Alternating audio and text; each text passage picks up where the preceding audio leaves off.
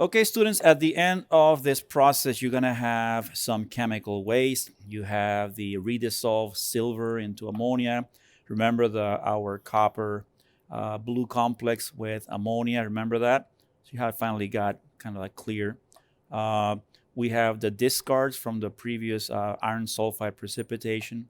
And then you have the iron that we complex with potassium thiocyanate, which, by the way, has gotten a little clear. It's lost a bit of its color. Now, here's the thing. All of these cations belong to a class generally known as heavy metals. Yes, just like it sounds. And we need to make sure we dispose of them properly. So throughout the procedure, what you should have done was, instead of going to the main waste container, is have a beaker on your bench labeled waste. And this one has been used by other students already. But essentially, all of these things have to be poured in there. We cannot simply throw them down the drain. So I'm going to pour that one in there and that one in there. Okay. And my copper and the one that had the redissolved silver with ammonia.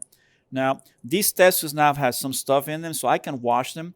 And the residue that's in there is not enough to be of concern. So you only pour into your waste container just your primary chemical waste. Everything that is the result of washes and rinses and stuff like that, which will have trace amounts of your heavy metals, those can go down the drain. Of course, make sure you flush them down with water. And make sure that at the end of the procedure, you take your waste container with everything that's in it and pour it into the general chemical waste container that will be provided in the lab. Okay, thank you very much. Okay, students, as you can see, the labor of qualitative analysis can be tedious and cumbersome.